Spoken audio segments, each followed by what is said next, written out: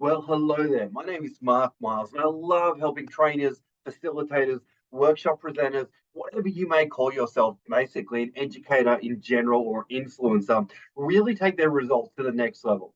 And in today's video, I want to talk to you about the topic of burnout.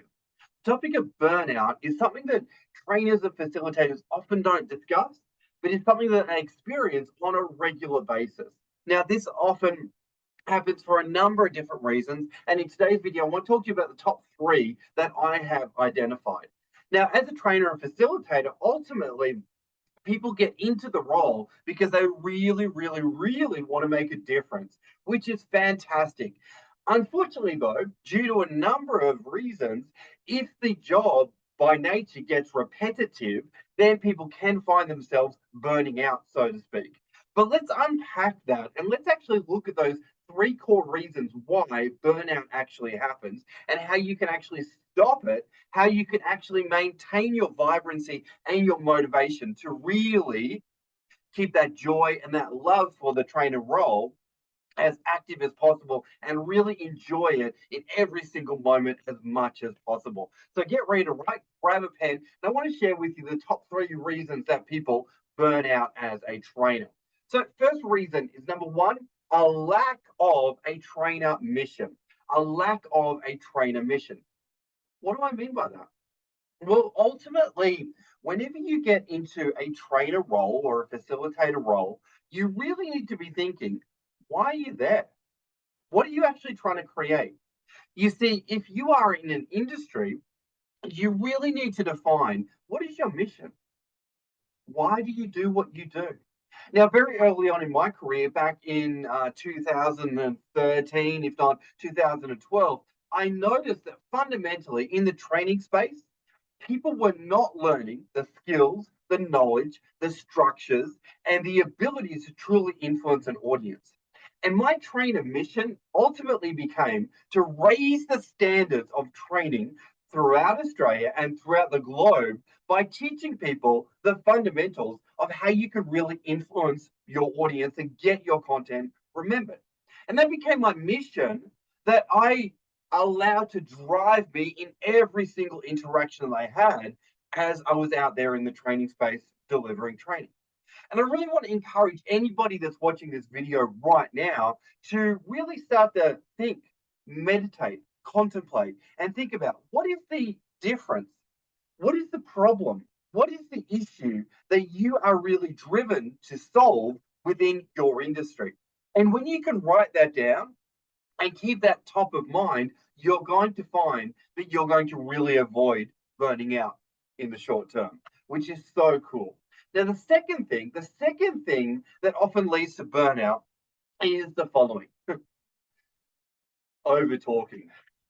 Yep, over talking. What I mean by that is doing more of the work than your actual audience participants. You see, great trainers and facilitators know that as a trainer, you're going to have four roles. You're going to be an instructor, a facilitator, a coach, and or a mentor. Now, great trainers know when to step in and out of those four roles. But average trainers and people starting out will often live in instructor. They'll do all the talking. They will dominate the conversation.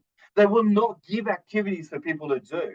They will not allow time for people to make mistakes.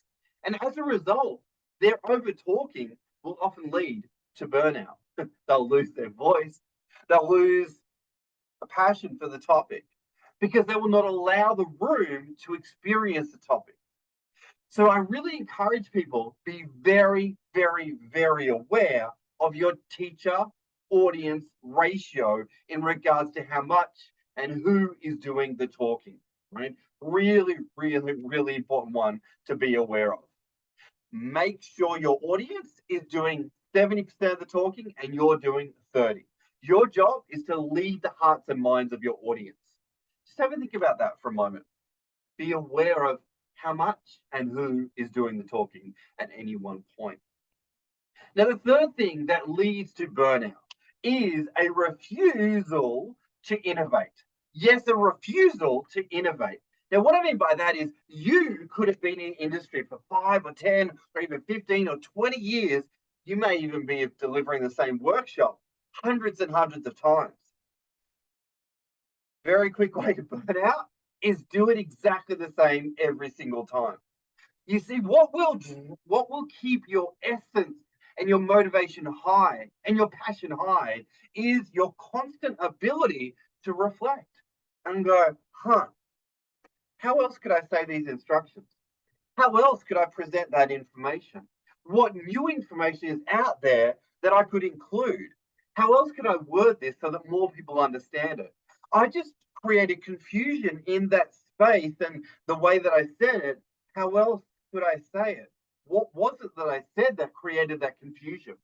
And is that consistent and obsessive self reflection that will keep your vibrancy alive and keep you out of burnout? Now, these three simple things will make such a difference. Your ability to tap into your trainer mission, your ability to notice how much you're doing the talking, and last of all, your ability to innovate consistently and constantly is going to keep you out of burnout. All right.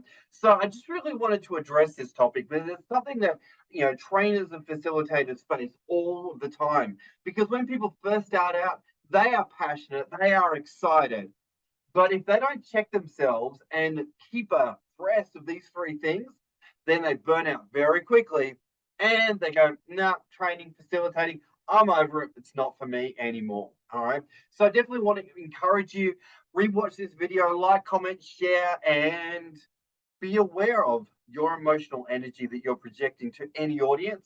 And know that when you get clear on your trainer mission, you are so much more powerful as a trainer out there in your industry and as an agent of influence and change. Thanks for watching the video, guys, and we'll see you on the next one. Bye for now.